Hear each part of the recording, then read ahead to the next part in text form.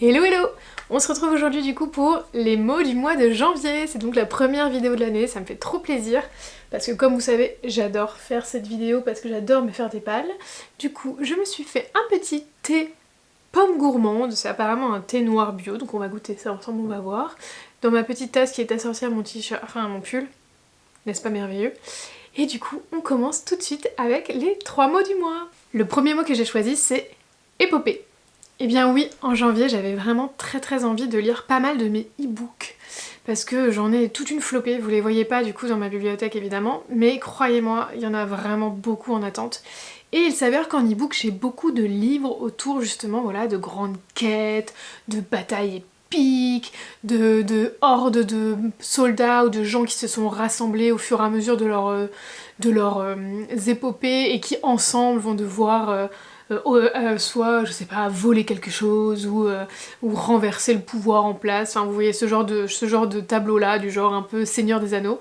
Et ben moi, je trouve que janvier, c'est le meilleur moment pour lire ce genre de livre parce qu'il fait froid, que finalement les journées sont courtes, qu'il y a beaucoup de nuits et que du coup, je sais pas, ce genre d'ambiance un peu où ils sont beaucoup à l'extérieur, où on sent qu'il y a beaucoup d'attentes sur on va dire les enjeux du coup de l'histoire, et bah je trouve que janvier c'est vraiment le très bon mois pour ça.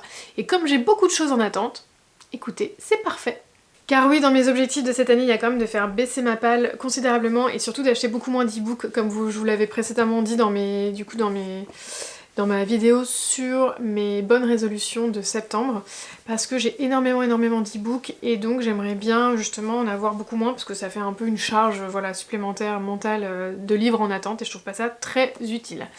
Néanmoins, le premier livre que je vais vous présenter, c'est un livre qui sera donc mon classique du mois que j'ai mis dans la catégorie épopée puisqu'il s'agit du Hobbit, du coup de Tolkien, puisqu'évidemment j'ai lu du coup l'année dernière à la même époque les 3 Seigneurs des Anneaux que j'ai adoré, que je me suis fait en audio. C'était génial, franchement j'ai passé un trop bon moment, enfin vraiment je me rappelle en fait à quel point c'était cool d'avoir ce côté justement épique, épopée et tout machin en parallèle de mon travail et tout, j'ai adoré. Et donc du coup je me suis dit mais attends, je me suis pas fait le Hobbit, c'est quand même un peu un blasphème. Et donc j'ai décidé aussi de me faire celui-ci en audio. Donc j'espère que je vais aimer parce que je sais que la critique qu'on peut lui faire c'est que c'est quand même beaucoup plus jeunesse que la trilogie du coup des Seigneurs des Anneaux. Donc on verra bien. Après le livre n'est pas très long, donc je pense que ça va quand même bien se passer. Et je suis très curieuse, vu que j'ai beaucoup aimé les films et que je les ai déjà vus maintes et maintes fois, de voir du coup à quel point les films se sont écartés du roman ou pas. Donc écoutez, à suivre. 2025 sera l'année pour moi de la high fantasy, ou en tout cas de la fantasy un peu plus adulte, parce que j'ai vraiment envie d'en réintroduire beaucoup dans mes lectures, et c'est pour ça que cette année j'ai décidé enfin lire un livre de Brandon Sanderson.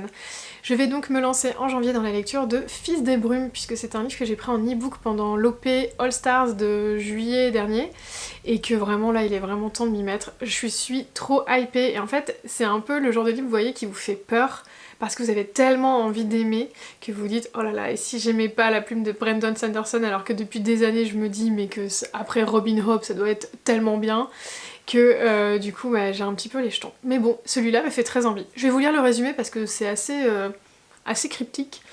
Donc du coup c'est les brumes règnent sur la nuit, le seigneur maître sur le monde. Vin ne connaît de l'Empire ultime que les brumes de Luthadel, les pluies de cendres et le regard d'acier des grands inquisiteurs. Depuis plus de 1000 ans, le Seigneur Maître gouverne les hommes par la terreur.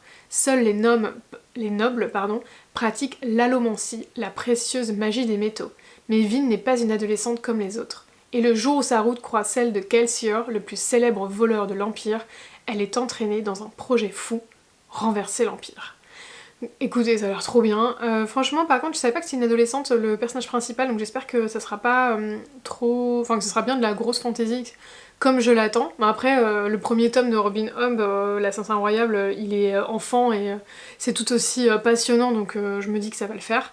Il fait quand même 928 pages, là je suis en train de regarder, je suis en train de me dire waouh, c'est un énorme pavé. Il faudrait que je vois si j'arrive pas à le trouver en audio, ce serait quand même assez cool. Mais bon voilà, c'est le genre de... Moi c'est le genre de truc, voleur, assassin, renverser l'Empire, les royaumes tyranniques et tout, je suis fan. Dans la série du coup des grosses fantaisies, des grands auteurs que j'ai envie de tester cette année, je vais aussi du coup lire L'ombre des dieux de John Gwynne. Donc ça c'est pareil, c'est un livre que j'ai vu passer 100 000 fois sur les réseaux parce que du coup moi je suis beaucoup de chaînes de booktubeuses qui lisent beaucoup de grosses fantaisies et donc celui-ci il revenait sans arrêt. Donc il me fait trop envie, donc j'ai trop hâte. Là on est dans un truc qui a l'air d'avoir un tout petit côté un peu viking quand même dans le genre, ou en tout cas un peu terre glacée, terre désolée, puisqu'on va être dans un monde où apparemment il y a eu un conflit entre les dieux et que du coup tout ce qu'ils ont laissé derrière eux ce sont vraiment des plaines et des plaines complètement dévastées, mais aussi en proie à des créatures qui règnent un peu partout et qui s'en prennent aux humains. Ça a pas l'air très sympathique comme royaume. Et au milieu de tout ça, parce qu'ils disent que du coup les jarls s'en prennent les uns aux autres, donc les jarls, moi ça m'a tout de suite fait penser du coup à la Scandinavie, et qu'on va donc croiser le destin de 3 personnages différents.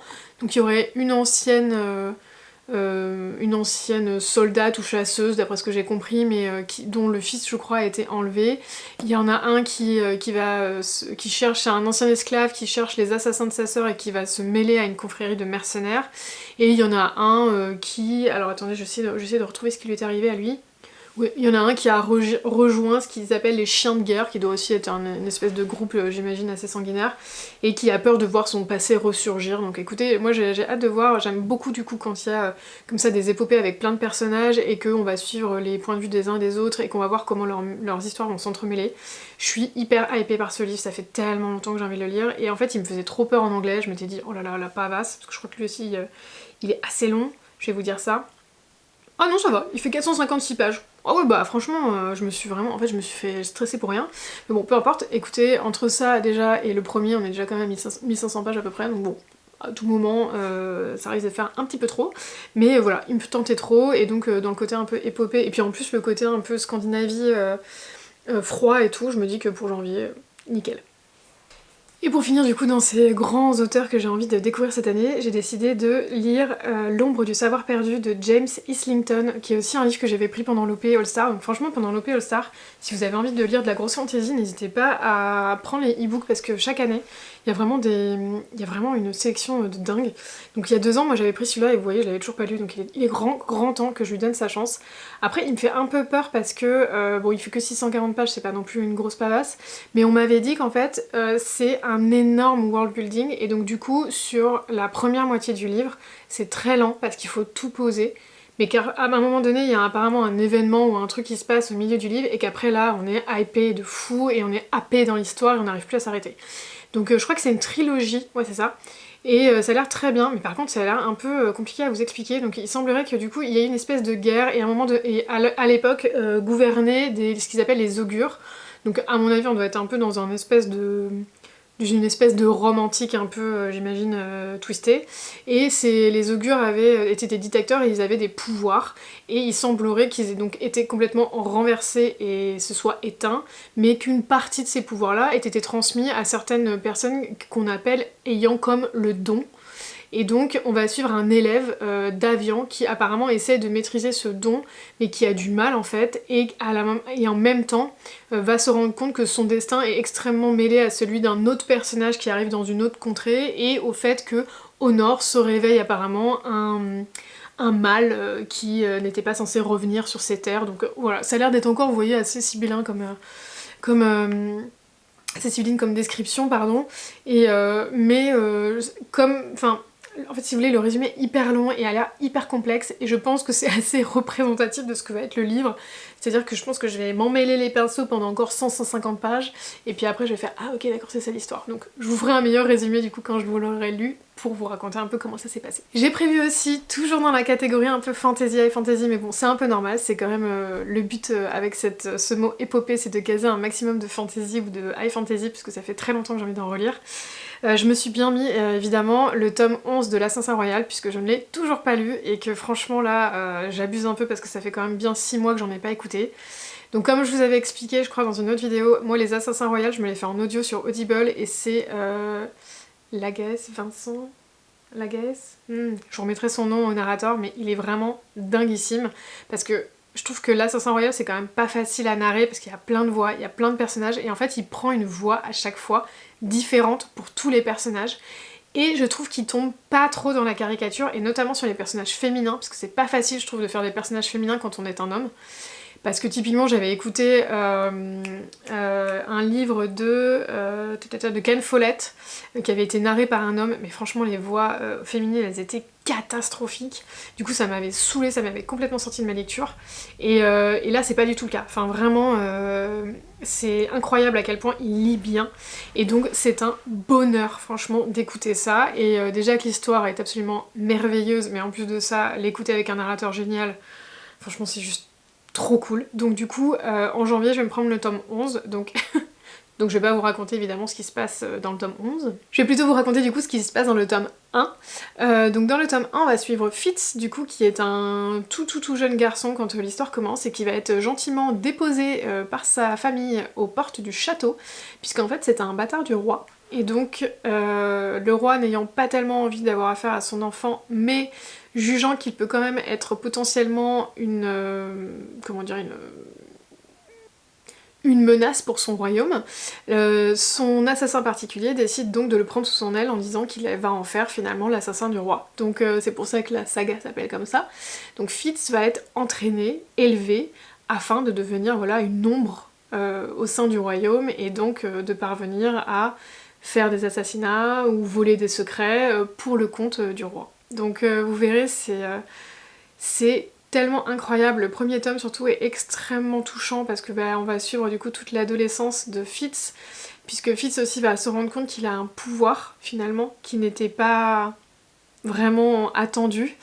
Et donc il va se retrouver dans ce royaume où va avoir énormément de guerres internes, de guerres avec les autres royaumes, de problématiques aussi avec des peuples qui sont infectés, de problématiques avec des gens justement qui possèdent de la magie. Donc vraiment c'est génial. Franchement si vous voulez des grosses épopées, si vous voulez en plus des épopées où vraiment le côté émotionnel n'est pas mis de côté, vous pouvez foncer, parce que franchement Robin Hobb elle a fait un travail sur ce niveau-là qui est génial. Parce que moi c'est ce que je reproche souvent à tout ce qui est un peu high fantasy ou fantasy un peu adulte et parfois écrit par des hommes, c'est quand même le cas, c'est que le côté émotionnel est vraiment pas du tout traité, et donc les personnages sont sympas, on a envie de les suivre, mais tout est vraiment mis sur l'intrigue et pas les relations, et pas le développement même au cœur des personnages, et ça je trouve que c'est un peu dommage. Ça fait que moi, au bout d'un moment, j'ai plus envie de lire parce que ça me saoule quoi. Enfin en gros c'est cool qu'il y ait des grosses actions, mais ça me suffit pas pour que j'ai envie de lire 5, 6, 10 tomes d'une série de ce genre là. Donc là c'est pas du tout le cas, donc écoutez, à tel point que là j'en suis au 11, donc il serait temps que je continue, et j'ai vraiment pas fini. Mais écoutez, je vous conseille vraiment beaucoup, si vous avez jamais lu de high fantasy, vous pouvez commencer par là, c'est vraiment une bonne façon je trouve de s'introduire à ce genre là. Ensuite j'ai envie de lire Terre brisée de Victoria Aveyard. Alors c'est un livre qui me fait un petit peu peur celui-là, parce que j'ai vu quand même des critiques qui étaient assez, on va dire, soit les gens l'adorent, soit les gens le détestent quoi. C'est-à-dire qu'il y en a qui disent bon c'est génial, mais en fait il se passe absolument rien dans ce tome 1. Il y en a qui ont dit franchement c'est hyper lent et je me suis ennuyée tout du long. Il y en a qui ont dit en fait c'est trop bien parce que c'est hyper introductif, mais en même temps ça présage d'un monde de dingue. Bon voilà, un peu compliqué. En tout cas j'y vais en me disant ça va être un peu longuet et il faut que je me fasse à l'idée, mais que en effet comme je crois que c'est une trilogie ou une quadrilogie, je sais plus combien il y en a, faudrait que je regarde. A priori, bon voilà, ça risque d'être un petit peu longué sur le premier, le temps d'un peu tout installer, donc je me suis mis ça en tête. Après ça parle du coup d'une jeune femme qui s'appelle Corinne, qui est fille d'une pirate légendaire, donc ça commençait hyper bien quand même, et en fait elle découvre qu'elle est la dernière d'une ancienne lignée prestigieuse et le seul espoir de sauver le monde de la destruction. Donc bon, ça présage encore un peu d'un young adulte avec toujours des enjeux tout à fait réalistes. Donc on va voir ce que ça donne. Par contre, et moi c'est ça qui m'a vraiment hypée, c'est elle est rejointe par un groupe de compagnons improbables, un écuyer, un immortel, une assassin, une sorcière, un faussaire, une chasseuse de primes, et ensemble ils vont affronter un adversaire vicieux, invincible et déterminé à réduire en cendres tous les royaumes. Donc ça a l'air quand même vraiment très très cool en fait. Je me dis qu'à tout moment ça peut quand même être un gros page turner si vraiment les relations avec les personnages sont bien développées. Alors peut-être pas sur ce tome 1, mais en tout cas pour la suite. Je sais pas, moi ça me hype de fou. Je trouve que voilà, quand je vois la carte du monde, à quel point elle est étendue, c'est que ça doit quand même être assez quelque chose. Et puis le côté un peu pirate et puis compagnonnage, trop conduit. Bon, en gros voilà, cette petite mini-famille de tueurs en tout genre me semble quand même assez cool, donc celui-là il fait vraiment envie, j'aimerais vraiment le sortir de ma palle parce que ça fait partie un peu des livres qui j'ai l'impression vont finir par finir sur la sellette si je le sors pas cette année, donc bon voilà. D'ailleurs je vous ai prévenu une vidéo sur tous les livres de 2025 que je veux absolument... tous les livres de ma bibliothèque que je veux absolument lire en 2025. Je vous ferai ça dans une semaine ou deux. Ensuite je vous sors un livre du coup que j'ai acheté il y a pas très longtemps, du coup c'est La Lame du Roi de Melissa Blair, donc la saga Halfling, puisque du coup c'était un premier tome et pareil ça par contre les gens sont absolument dithyrambiques par rapport à ce livre, tout le monde dit que c'est génial. Et moi j'avoue quand il est sorti, je sais pas pourquoi, le résumé tout ça me donnait trop envie, mais parce que je sens voilà que je suis en manque de grosses épopées. Et donc dans celui-ci on dit que Kira du coup qui est cette jeune femme là est la lame du roi, donc c'est l'assassin du roi, et donc elle est mandatée à un moment donné pour trouver un homme qui s'appelle l'Ombre, qui semblerait être à la tête d'un complot qui est là pour renverser le royaume, enfin et donc tuer le roi. Et donc elle va être mandatée pour aller le chercher, mais elle va se retrouver sur les terres des Fae, et apparemment là-bas elle va en apprendre beaucoup plus que ce qu'elle était censée savoir, notamment sur le roi, son royaume, mais aussi ses origines à elle, et ça va l'amener à douter de sa mission qu'elle a depuis des années. Donc franchement ça a l'air assez cool. Après apparemment c'est une romantésie, parce qu'à la fin ils disent sans compter que l'ombre se révèle plus séduisant que prévu. Enfin, franchement c'était pas nécessaire, on se serait vraiment passé de ça que déjà le livre on avait envie d'acheter. Mais bon, on verra ce que ça donne. En tout cas moi celui-ci me fait super envie, et justement je me l'étais gardé pour janvier, pour ce côté un peu épopée et tout. Donc j'aimerais vraiment le lire beaucoup. Même si là, quand je vois toutes les épopées que je me suis prévues, je suis pas sûre que tout passe. Et pour finir, j'ai décidé du coup de sortir de ma palle d'Écailles d'obscurité, le livre 1 Obsidienne de Gaëlle Momon, qui est aussi une épopée qui m'a l'air géniale et qui avait été fortement recommandée par Muffin Books, qui est donc une youtubeuse que j'aime énormément, et elle arrêtait pas de dire que c'était ouf ouf ouf et qu'on le voyait pas assez passer, que c'était génial, et en effet je trouve que ça a l'air très cool. On suit du coup une jeune femme qui s'appelle Robin, qui semble être une espèce de... je vais dire de pirate, enfin c'est pas vraiment une pirate, c'est quelqu'un qui vogue en mer en tout cas, qui fait des campagnes en mer, donc est-ce que c'est légal ou pas légal, on ne sait pas. Et quand elle revient en fait, elle va croiser un jeune homme qui s'appelle Daerion, et celui-ci en fait est sur les traces d'une bête sanguinaire qui apparemment terrorise toutes les populations, mais il semblerait aussi que cette bête soit à l'origine du meurtre des parents de Robin, et donc Robin va décider de faire équipe avec Daerion pour traquer cette bête et mettre fin en fait à cette tyrannie. Par contre, j'ai l'impression du coup que ça va les mener bien plus loin que ce qu'ils avaient prévu au départ. Il y a un côté où on sent qu'il y a quelque chose en fait en fond qui va se tramer, parce que ça fait, il y a quand même 3 livres qui sont assez épais, et je doute, je suis en train de regarder, excusez-moi, parce qu'en fait il y a des illustrations à l'intérieur, j'avais même pas vu, c'est trop beau. Il y a des... pardon, je doute quand même qu'ils passent 3 livres en fait à traquer cette bête, donc à un moment donné on va voir ce que ça donne. C'est un livre en tout cas qui est extrêmement beau. Je trouve vraiment que la mise en page est très chouette parce qu'elle est, elle est assez aérée et tout, donc ça va être vraiment très sympa à lire. Et franchement le livre en soi il est très cool. En plus il est en, vous savez, c'est semi-hardback là, c'est à dire que la couverture est assez rigide, mais en même temps c'est pas vraiment un hardback, c'est... enfin je sais pas trop comment expliquer, mais c'est très très beau. En tout cas franchement trop hâte de lire celui-là aussi. Je pense que ça paraît un peu évident, sinon je les aurais pas mis dans ma palle. Voilà du coup pour la partie épopée. Je pense que ça fait pas mal de livres, il y a quand même beaucoup de pavasses, je pense pas que j'arriverai à tous les sortir.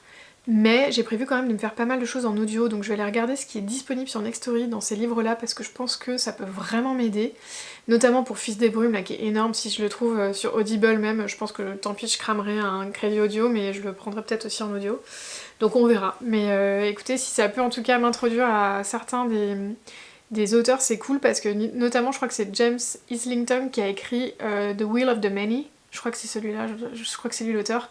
Et c'est pareil, c'est un livre qu'on a vu partout, qui apparemment est génial, mais en anglais franchement je me le sentais pas du tout.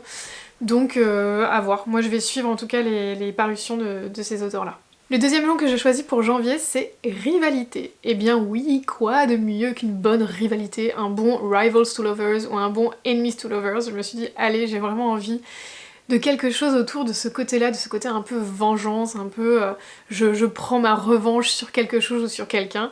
Et donc dans celui-ci j'avais envie de mettre pas mal de petites, soit un peu de Enemies to Lovers, ou alors carrément de petites épopées ou sur fond de vengeance.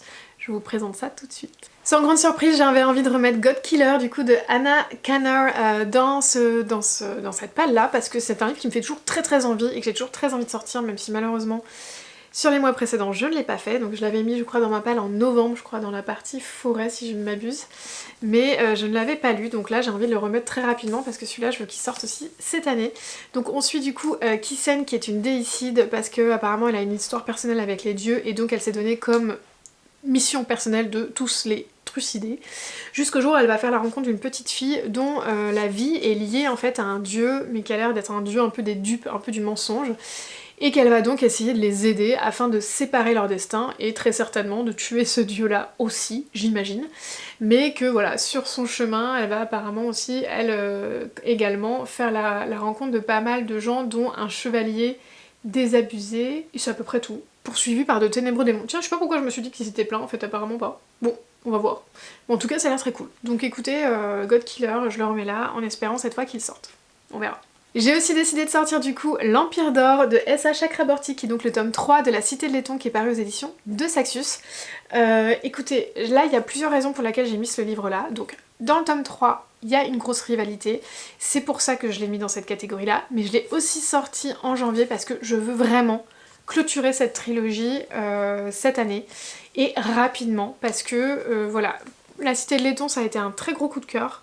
Ensuite il y avait Le Royaume de Cuivre que j'ai lu cette année, que j'ai trouvé bien mais que j'ai trouvé un petit peu moins bien, et donc du coup je voulais vraiment lire très vite celui-ci pour déjà ne pas me perdre dans l'histoire parce que c'est extrêmement riche, et que quand je suis arrivée dans le Royaume de Cuivre j'étais un peu genre oh, qu'est-ce qui s'est passé, toi t'es qui, ah oui c'est vrai que t'es ça et tout, enfin j'avais vraiment du mal à suivre au début, et ça a fait que ça m'a rendu la lecture assez laborieuse sur les premiers chapitres. Donc là j'avais plutôt envie de le lire rapidement pour me dire allez t'enchaînes, parce que sinon si tu réessayes dans 6 mois ça va être une catasse. Par contre ce petit bébé fait quand même 890 pages, donc autant vous dire que je peux assommer et tuer quelqu'un avec, donc je ne sais pas, soit ça se lit très vite comme le 1 et je le verrai pas passer, soit c'est un petit peu laborieux comme le 2 et ça va être un peu dur, donc on verra ce que ça donne. Je vais peut-être me le mettre un peu en fond, c'est-à-dire à côté de sur ma table de chevet, et le lire 3-4 chapitres par soir, à côté de quelque chose qui est un petit peu plus rapide, parce que comme vous le savez, moi quand ça manque de rythme, très vite ça me lasse, donc on verra un peu ce que ça donne. Pour rappel, du coup, La Cité de Laiton, c'est une fantasy orientale qui se passe en Égypte sur fond de complot politique, de djinns, de cité un peu enchantée, de créatures, de l'eau, créatures de désert, etc. et tout. Enfin, c'est super riche. On va suivre Nari, qui est donc une jeune femme qui est donc une petite arnaqueuse, on va dire, au Caire, jusqu'au jour en fait qu'elle se rend compte qu'elle a vraiment des pouvoirs, et que sans faire exprès, elle va invoquer un djinn qui s'appelle Dara, qui est en fait un djinn extrêmement puissant mais qui a tout un passé extrêmement complexe, et donc Dara va décider de la ramener à la Cité de Laiton, puisque ses ancêtres était là-bas à l'origine, et que c'est un peu la cité de ses ancêtres. Et donc lui, il estime que c'est sa place d'être finalement au sein de la royauté dans cette cité-là. Donc elle est un peu genre what the hell? Parce qu'évidemment, en 5 minutes, tu découvres que t'as des pouvoirs, qu'il existe des djinns, qu'il y a une cité qu'on peut pas voir, machin.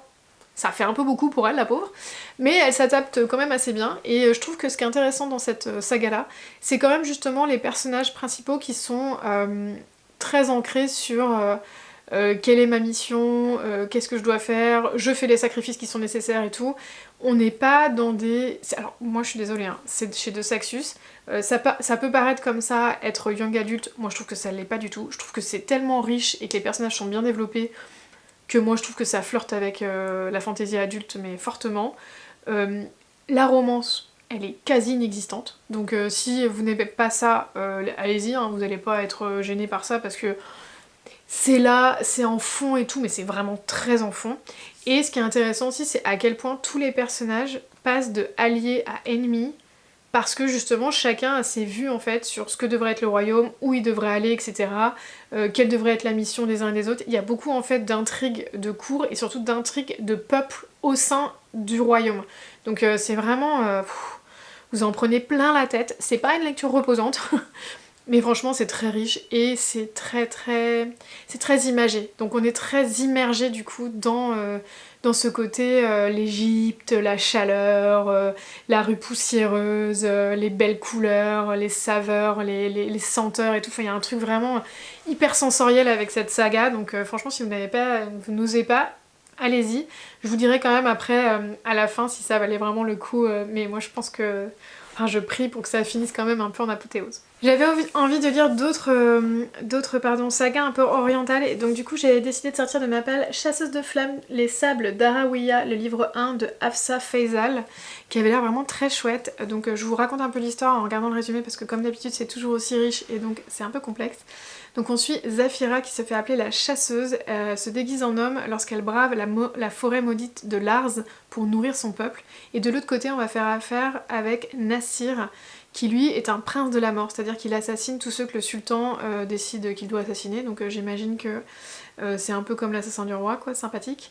Et donc ils vivent dans le royaume d'Arawiya où en fait il y a une menace de guerre qui grandit et Lars, qui semblerait finalement être une entité, on sait pas si c'est une ombre ou quelque chose comme ça, s'étend de plus en plus et finalement Zafira et Nassir vont tous les deux être envoyés pour aller chercher un artefact qui va permettre de mettre fin du coup à la guerre et à la menace. Mais en plus de ça, notre petit ami Nassir là va être aussi mandaté par le sultan pour assassiner Zafira. Donc je pense qu'en termes de rivals ou enemies to lovers, on va être pas mal parce qu'il me semble qu'il y a quand même une romance là-dedans. Ça a l'air pas mal, ça a l'air d'être assez young adult pour le coup parce que là c'est dans leur collection DS et leur collection DS si je ne m'abuse c'est vraiment tout ce qui est young adult. Donc je vais voir, je vais lui donner sa chance. C'est pas un livre qui fait l'unanimité encore une fois, c'est un livre où il y en a qui ont dit c'est génial, il y en a qui ont dit franchement c'est hyper bof. Donc écoutez, moi je lui donne sa chance, ça se passe bien, bah c'est une nouvelle saga commencée, ça ira dans la vidéo des sagas en cours. Si ça se passe pas bien, bon écoutez, il ira vivre sa vie dans une autre maison, c'est pas bien grave. Après j'ai envie de sortir ce livre de ma palle que j'ai depuis très longtemps et qui est magnifique, que j'avais dans une édition je crois. Bon je suis désolée je l'ai pas retrouvé, mais je voulais quand même vous la montrer parce qu'en fait ça c'est le hardback en dessous. Donc je sais pas si vous voyez mais franchement le truc est trop beau quoi. Donc apparemment c'est une réécriture de conte que moi je ne connais pas du tout. En anglais ça s'appelle Little Thieves. Donc je sais pas si ça vous parlera, moi je connaissais pas. Après je m'y connais pas forcément très bien en conte, d'ailleurs c'est quelque chose auquel j'aimerais beaucoup c'est une chose pardon à laquelle j'aimerais beaucoup remédier cette année parce que je me rends compte que tout ce qui est réécriture j'adore et donc cette année j'aimerais en lire plus. Donc c'est pour ça que j'ai décidé de sortir Vania et le loup de Margaret Owen. Donc je l'ai appelé Vania et le loup parce que c'est comme ça qu'il a été traduit en français. Donc sachez qu'il est disponible si vous fait envie, donc ça c'est plutôt cool.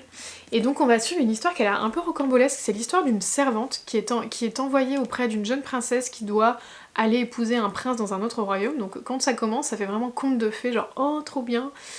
Enfin trop bien sauf pour la servante quoi. Sauf que il semblerait que la servante va usurper l'identité de la princesse pendant une année. Pendant une année, la princesse va faire la servante et la servante va vivre comme une reine. Jusqu'au jour où elle va être renversée et on va dire oh là là, elle a enfin ce qu'elle mérite, c'est cette servante qui a pris la place de la princesse. Sauf que là ce qu'ils disent dans la quatrième de couverture c'est oui mais lorsque celle-ci livre son histoire, l'histoire est bien différente. Et donc ils parlent de, ils ont dit que c'était une histoire de voilà de princesse, de trahison, etc. Et ça a l'air vraiment trop cool.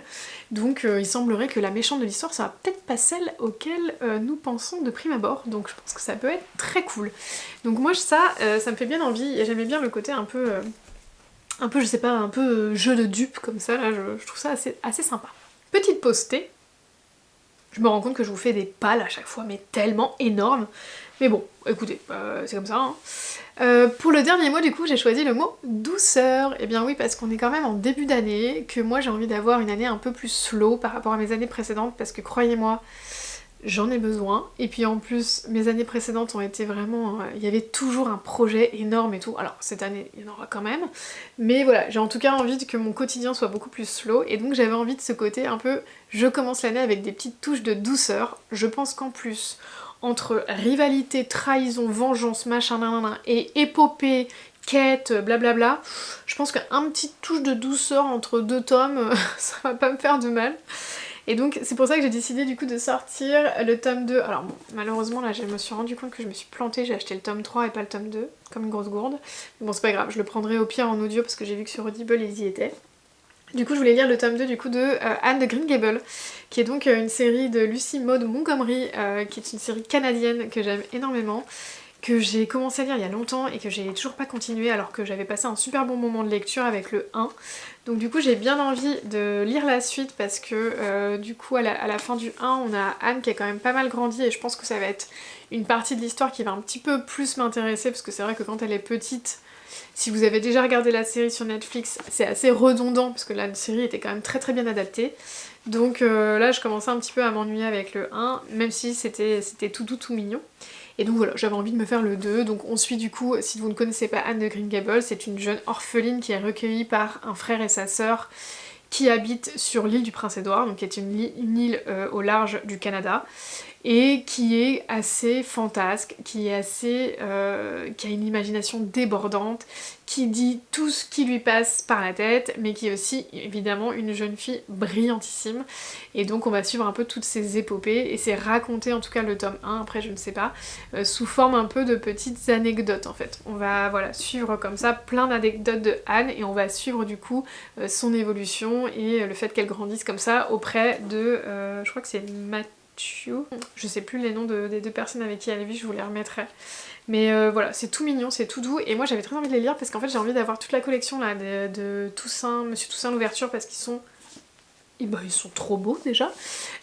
Et puis ça me fait trop plaisir parce que c'est une collection vraiment que je constitue aussi pour mes filles, puisque je me dis bah tiens, je pense que ça leur fera plaisir de lire ça quand elles seront un petit peu plus grandes, donc voilà, ça me fait plaisir. Ensuite, j'ai décidé aussi de ressortir du coup de ma palle, puisque je ne l'ai pas lu en novembre, Under the Whispering Door de TJ Klune, qui est donc Sous la porte qui chuchote, qui a déjà été traduit. Donc là on va suivre une histoire qui est autour du deuil si je me trompe pas, puisque Wallace du coup vient de mourir mais qu'il arrive dans un espèce de purgatoire qui ressemble plus ou moins à un salon de thé si je me trompe pas, et que il va devoir du coup, pour pouvoir passer de l'autre côté de façon plus sereine je crois, parler un peu avec les différentes personnes du salon de thé et mener finalement sa dernière plus ou moins expérience de vie avant de passer dans l'au-delà. Donc ça c'est un peu ce que j'ai compris. On m'a dit... Oh, on adore ce bruit. Hein? On adore, moi j'adore les livres qui craquent. Voilà, c'est mon petit plaisir personnel. Apparemment on m'a dit que c'était hyper émouvant, que c'était un peu comme la maison blablabla là, au bord de la mer céruléenne. C'est-à-dire que c'est touchant, mais que celui-ci, comme ça traite aussi du sujet du deuil, c'était quand même assez poignant et assez fort. Donc c'est pareil, je trouve que les TJ Klune, la maison blablabla a fait l'unanimité, et après les autres c'est un peu tout ou rien. Il y a des gens qui ont dit ouais trop bof, ou il y a des gens qui ont dit ouais c'est génialissime, aussi bien que le premier. Donc écoutez, on va voir. Moi en tout cas celui-là il me fait toujours envie, et je me dis que voilà, ça peut être la bonne époque, en espérant qu'il sorte cette fois. Ensuite je vous présente un livre que j'ai acheté du coup en automne, c'est Porcelaine sous les ruines d'Ada Vivalda. Je crois que je l'avais mis aussi dans mon thème Cozy Fantasy, mais que je n'avais pas lu. Du coup là on va suivre une histoire de génie. C'est l'histoire d'un génie qui a accordé un petit peu trop de vœux aux humains et qui va donc être envoyé sur Terre pour y vivre plus ou moins normalement, d'après ce que je comprends. C'est un monde qui a l'air d'être le même que le nôtre, mais dans très longtemps en fait. Et donc ce génie-là, cette femme, vit sur une île qui, grâce à elle, prospère énormément et commence à attirer la jalousie des îles avoisinantes. Et donc on va envoyer chez elle un émissaire d'une autre île pour un peu l'espionner et savoir un peu ce qui se passe là-bas. Et il semblerait que ça soit un peu un enemies to lovers, a rivals to lovers, on sait pas trop. Il semblerait que ça soit voilà, plutôt un cosy mystery, que ça soit tout doux et qu'il se passe pas grand chose. Petit aparté sur ce livre-là, alors c'est la même autrice qui a écrit Du thé pour les fantômes, parce que là elle écrit sous le nom Ada Vivalda, mais elle écrit aussi sous le nom de Chris Vuklisevich, pardon. Il faut savoir quand même que j'ai absolument détesté Du thé pour les fantômes du plus profond de mon cœur. Je n'ai pas réussi à passer le chapitre 3 ou 4 tellement j'ai eu un rejet mais épidermique pour ce livre-là. Donc je suis un peu inquiète, je vous cache pas. Et je pense que c'est un peu pour ça aussi que je commence à le repousser. Mais bon, à un moment donné, je me dis, il va peut-être falloir que je lise, je me force à lire 3-4 chapitres, voir comment je sens, et puis ensuite voir. J'espère que ce sera pas aussi macabre et funeste que Du thé pour les fantômes. À suivre. Et pour finir dans la catégorie douceur, j'ai décidé du coup de sortir des romances de la Régence. Donc j'ai pris 3 de mes poches, parce que du coup moi je les achète tous dans cette collection là, je vous les avais montrés. C'est la collection Regency du coup de J'ai lu, et il y en a mais pléthore. Si vous aimez ça, Il y en a vraiment plein plein plein, donc là moi j'en ai 6, 7 ou 8 je crois en attente, donc j'en ai pris 3 en me disant déconne pas, tu vas clairement pas tous les lire, vu la palle que tu as. Et donc, j'ai décidé de sortir Le Petit Défaut de Lady Rotterdam, donc je vous lis ce que ça raconte. Célibataire endurci et fiefé libertin, le marquis de Kenwood enchaîne les conquêtes dans la plus grande insouciance. Lors d'une soirée un peu trop arrosée au White, ses amis parient 5 sanguinés qu'il ne pourra pas séduire Diana Ingram, jeune veuve ravissante, mais aussi froide qu'un glaçon. J'adore parce qu'en fait... Je rigole toute seule en fait, mais à chaque fois les trucs romance, régence et tout, c'est limite ultra sexiste quoi, mais ça nous fait rire quoi, c'est quand même triste quoi. Jack relève le défi avec l'arrogance qui le caractérise, nulle femme ne saurait lui résister. Et si la belle est prude, la victoire n'en sera que plus délectable. Oui, parce qu'il faut savoir que Marie Ballot, sous ses airs de petite romance de régence toute mignonne, c'est souvent super smutty. Hein. Pourtant, dans l'ombre, quelqu'un s'amuse à tirer les ficelles et le don Juan pourrait bien être pris à son propre piège. Oui, donc à mon avis, elle a rien de prude et elle a absolument rien de... comment dire, de sensible, cette petite dame-là. Donc on va voir ce que ça donne, mais à mon avis, il va se faire prendre à son propre jeu, ce petit. Ensuite, j'ai décidé de sortir L'Ange blond et l'Ange noir, toujours de Marie Ballot. Qui est pareil, hein. Elle a été prolifique hein, dans son écriture, il y en a 12 000 je crois qu'elle a écrit sur la Régence. Après 5 ans d'attente, Jennifer Winwood vient enfin de se fiancer avec le vicomte Kersey. L'événement est officialisé à l'occasion d'un bal, dans la foule des invités, elle croise le regard noir d'un homme altier et froid, Lord Thornhill, de retour à Londres après une longue absence et dont la vie de débauche alimente les ragots. Jennifer ignore ce que ce libertin et son fiancé se détestent. Malgré elle, elle devient l'instrument de leur vengeance, mais la jeune fille est bien décidée à prendre en main son destin. Donc écoutez, on va voir ce que ça donne, mais je trouve que ça avait l'air trop cool. Et après, le dernier que j'ai décidé de prendre, c'est... ça a l'air trop cool parce que j'aime bien le contexte. Là, pour le coup, c'est de Martha Waters, et c'est Quand Lady Turner s'en mêle. Bien sûr, je ne vais pas mentir en me prétendant éperdument amoureux de vous. Lady Emily est sidérée par la demande en mariage de Julian Belfry. Pas très romantique. C'est clair. Au moins est-il honnête. Propriétaire d'un théâtre à la réputation sulfureuse, il souhaite gagner en respectabilité en l'épousant. En échange, elle pourra mener sa vie à sa guise.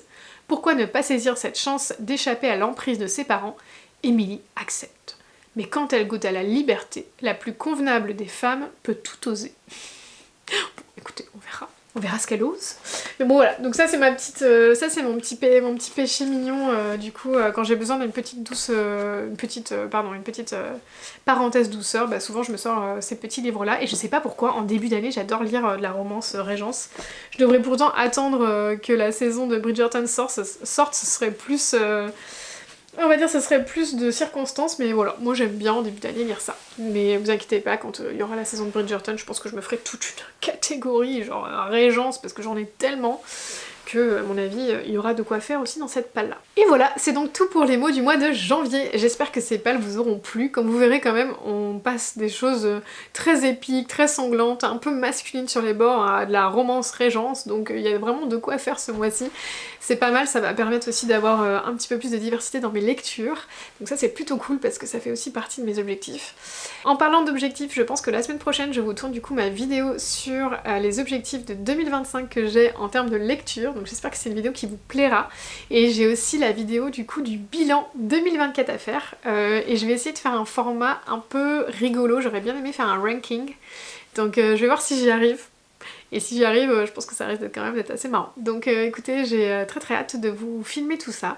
J'espère que vous aimerez cette nouvelle année en ma compagnie. Sachez en tout cas que ça me fait trop plaisir de commencer cette nouvelle année avec vous et avec toutes ces lectures. Je vous souhaite du coup de passer de merveilleuses lectures et je vous dis à très bientôt. Bye bye!